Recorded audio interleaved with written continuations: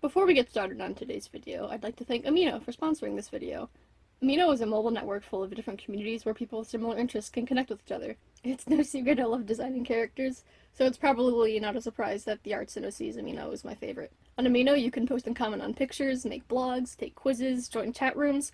It's pretty much everything you need to find people like you, and I kinda wish that I knew about Amino when I first started posting my art online, if I'm being completely honest. I'll be answering questions about my character design process over on the Arts and OC's Amino not too long after this video is posted, and since this is going to be an Amino exclusive event, be sure to click the link in the description to download the app and follow me so you don't miss out on any details about that. Before that can happen though, we need to actually watch the video, so without further ado, here's my character design process, and thanks again to Amino for sponsoring this video.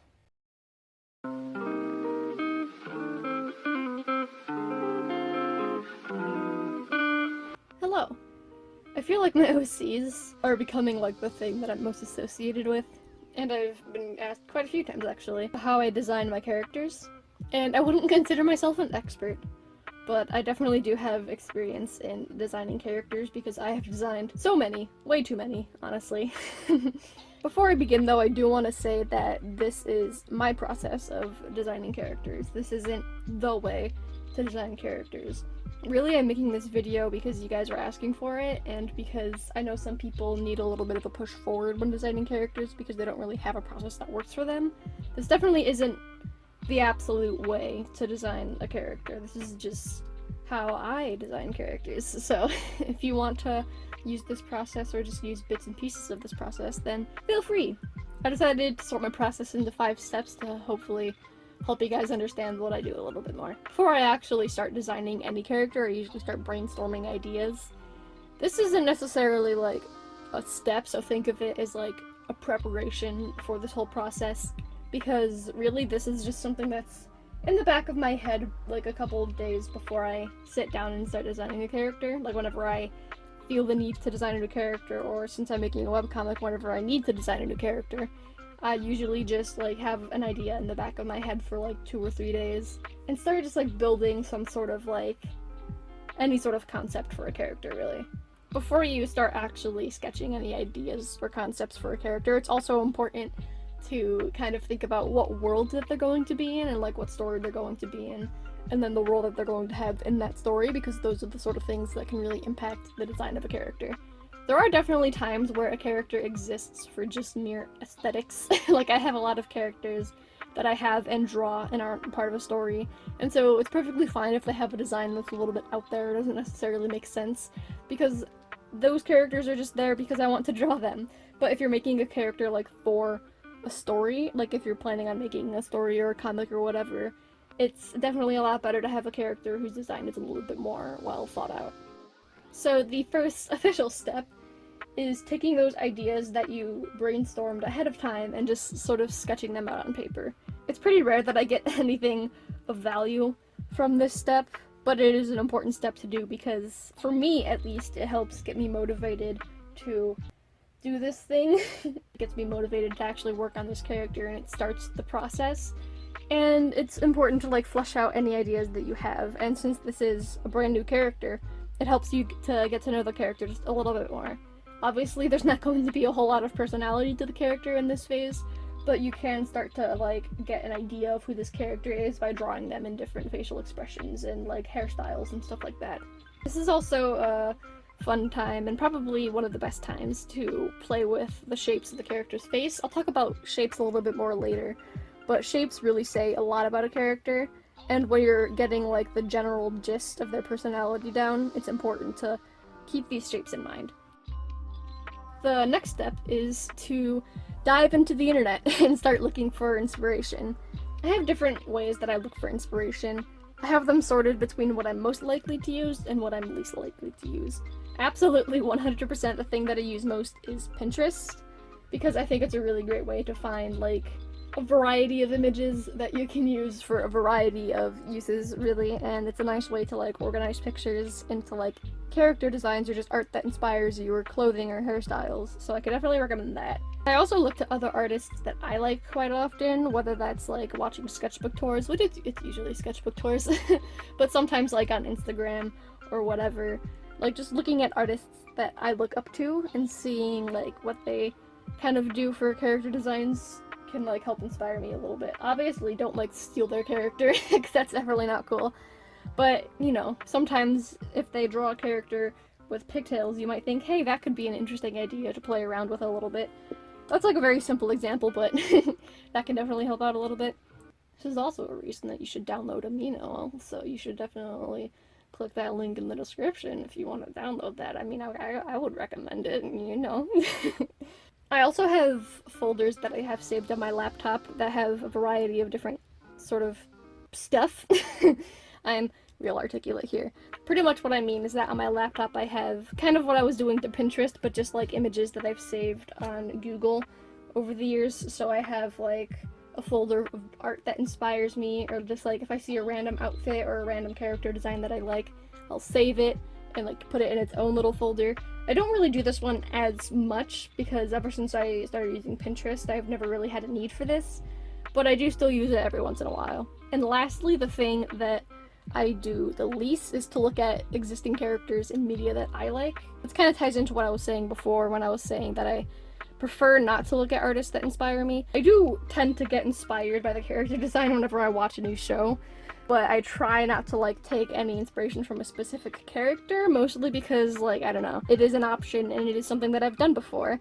It's not something that I generally prefer to do, especially since I don't have a lot of time anymore to watch as many shows or play as many games or whatever, but it is a thing that I do every now and again, so I just thought that I would include it here. The next step is to look at the stuff that you were inspired by and kind of combine it with your brainstorm ideas from earlier. When you're in this phase, it's really important to play with the silhouette of the character, because a character who has like a really strong silhouette is going to be more memorable to whoever it is that's going to be looking at your character. Remember when I said I was going to talk about shapes later? Well, guess what? It's later. This is a great place in the design process to start playing around with shapes, because shapes can really like give off to a viewer what kind of character that person is without like saying a whole lot about them. Obviously there are a ton of different shapes out there with a ton of different meanings, but I think that the three most basic shapes that you should keep in mind with character design are squares, circles, and triangles. Squares are seen as strong and stable normally, and they're most commonly used in characters who are fighters, or even like stubborn characters or more independent characters. Circles are seen as a lot more soft and kind, and they're used in characters who are innocent or naive or a child, which I guess is both of those things, but you get my point. Triangles can give off the impression that your character is very cunning or mischievous. Triangles are most commonly used in villains, but you can definitely use them for other characters. And they're also used for characters who are a little bit more sassy, and they're also pretty commonly used in characters who are really motivated. And that being said, you can definitely take these shapes and combine them in different ways to create a more like complex thought in the person's mind. If this isn't a proper sentence, is it? What I'm trying to say is that if you combine shapes, it can create new meanings to the characters that you're making and make people go, wow, that's a neat character, which I think is the goal when you're designing a character. Shapes can really define a character's personality, but you can also get a character's personality through poses. So while you're playing with the silhouette and the shapes of your character, try drawing them in like different poses. Because, for example, a character who is more shy is probably going to be like more inward, if that makes sense. Like, let's say you have a character standing there. Someone who's more shy is probably going to be like more hunched over, and they're probably going to be standing with like their arms maybe like wrapped around themselves, and like their legs are going to be close in and their head's going to be hanging low. If you take a character who's more like outgoing and extra, I guess, they're probably going to be standing with their legs apart, they're probably going to be sitting up straight, their facial expression is going to be more excited, and just stuff like that. And so like a pose is really important when you're showing somebody your character for the first time. Something else that I want to mention really quick before I move on to the next step is to remember who your character is. Now at this point your character might not be very fleshed out, but if you have a general idea for their backstory, it's important to keep that in mind too, because there are certain parts of a character design that can be influenced by the backstory. Step number 4 is more of like the written side of things, and it's about like finding your character's personality. Personalities can be kind of hard to write because when you're making a whole new human being. Like, there are just so many possibilities for who that human is. So the way that I normally start off writing personalities is I go to like stereotypical personalities and kind of like character tropes, and then build off of that. So if you think of any sort of character stereotype, there's always going to be specific character traits that are associated with that, and then you should look at those and then remove some, add some new ones in that don't normally fit that, and then just do a whole mix of stuff, and then eventually you will have a character who isn't a stereotype. Obviously, this is something that's going to take a little bit more time, so don't get frustrated if you're having a hard time with it. I've had characters that I've had their design for so long, but only recently got like a distinct personality. And there are situations where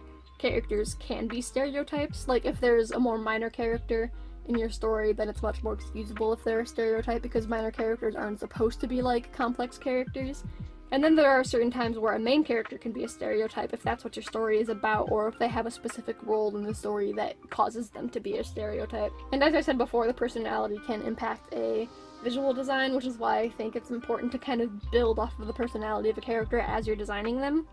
For example, I have a character named Cass, and when I was designing him, I went with the stereotype of a big, scary, buff dude. He kind of looks like that stereotypical character where he's just like broody all the time, and it's like he will literally hurt you if you even look at him for like longer than 3 seconds.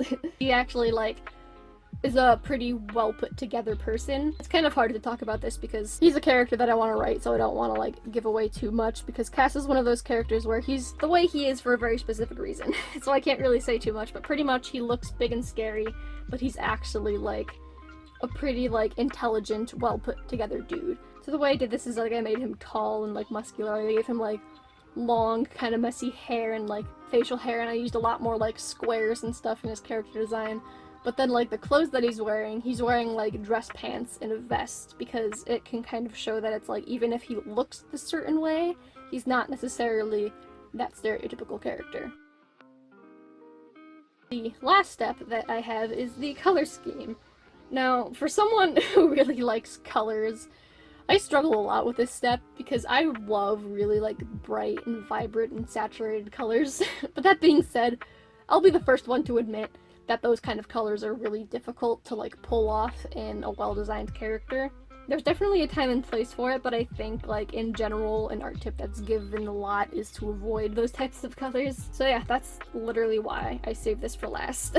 What I normally do, and I think what a lot of people do, is you make little thumbnail drawings of the character that you're drawing, nothing fancy at all, and then after that you just swatch in colors. If you have digital art as an option, I would recommend doing this step there because it's a lot easier to like change colors, and like you can just copy and paste the thumbnail so you can play around with different color schemes a lot easier.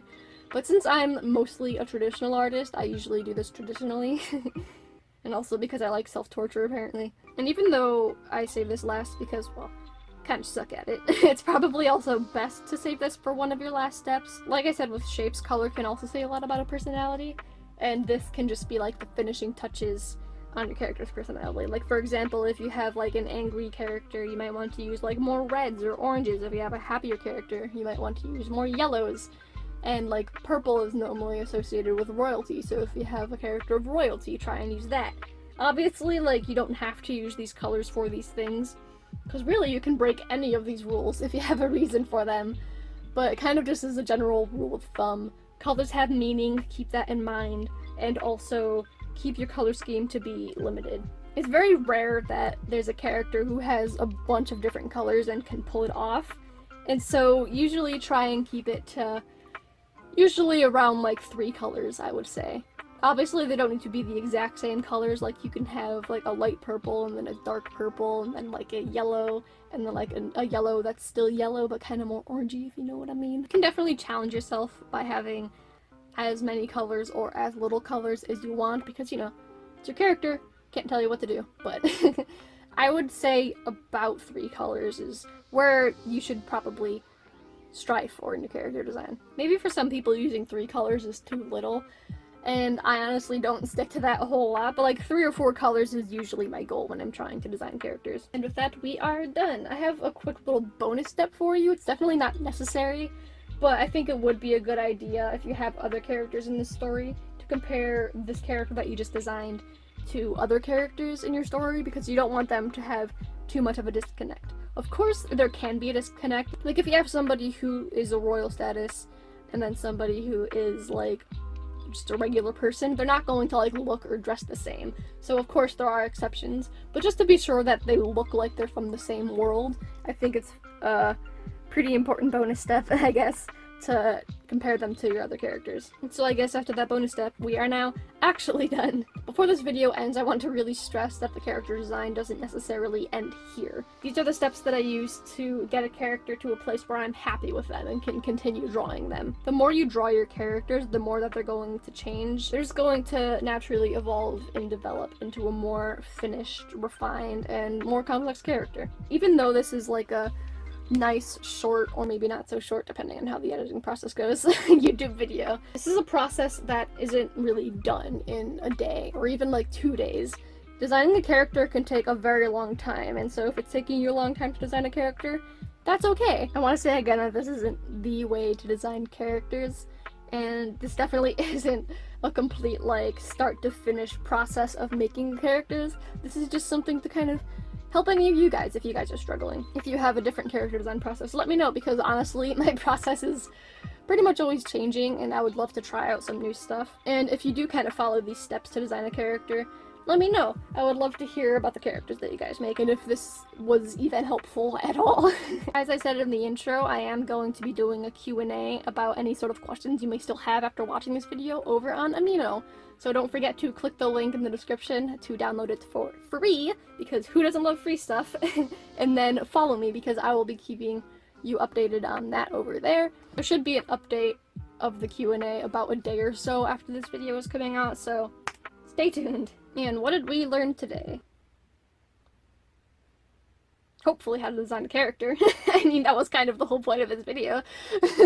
If you liked this video and if you found it helpful in any sort of way, thanks. This was my first time sort of making any sort of instructional, quote-unquote, type video, so I hope I did a good job. Give me a like if you did find it useful. If you like art and character design, consider subscribing, because I post art videos every week. Occasionally there will be a video that isn't art, but if you don't like not art videos, you don't have to worry about that. I also post about my OCs quite a bit, if that's something you're interested in. I will have my social media on screen now if you want to see more of my OCs and more of my art, and there will also be the links in the description. There will be a video on screen now for you to watch, as well as in the iCard. I've been sitting here for like a minute trying to think of a way to say goodbye, so I'm just gonna say bye. Goodbye.